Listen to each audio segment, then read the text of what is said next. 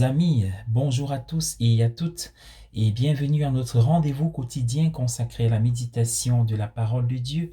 Nous sommes aujourd'hui le dimanche des Rameaux, le 10 avril 2022. Vous faites bien de vous connecter sur cette chaîne pour que nous continuions notre marche à l'occasion de cette halte spirituelle.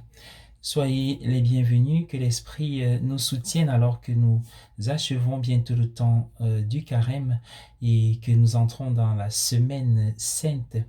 Oui, les événements du dimanche des Rameaux semblent ne pas être essentiels à notre salut, car justement, ce n'est pas aujourd'hui que le Christ va verser son sang.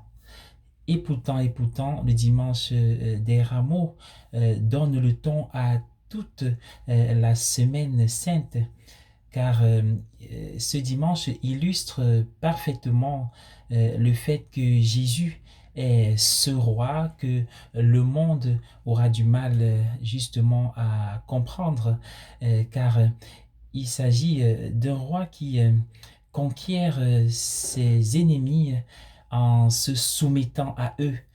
Deuxièmement, c'est un roi qui rabaisse ses ennemis en s'abaissant lui-même.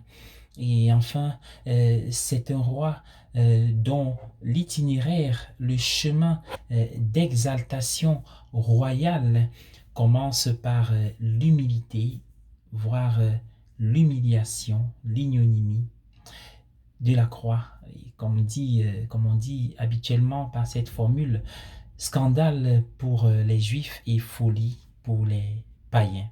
Alors, Jésus-Christ, le roi humble, est notre unique espoir. Oui, Jésus est notre unique espoir.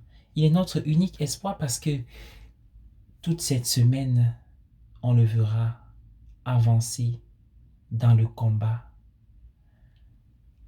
la bataille, comme l'un d'entre nous, car il a pris non pas la forme ou l'aspect humain, il s'est fait homme.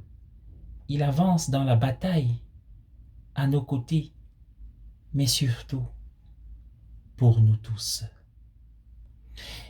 Il est notre unique espoir, ce roi humble, parce que finalement, sa royauté nous attire au lieu de nous faire peur.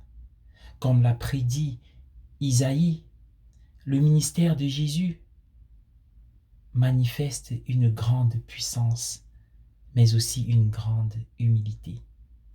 Voilà pourquoi Saint Paul peut nous dire et nous recommander, nous encourager à imiter l'humilité du Christ.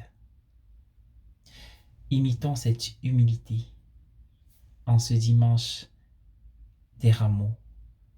Hosanna au fils de David. Imitons cette humilité qui sera exaltée, mais voyons l'exaltation de Dieu malgré la défiguration du vendredi saint. Soyez bénis et bon dimanche à tous.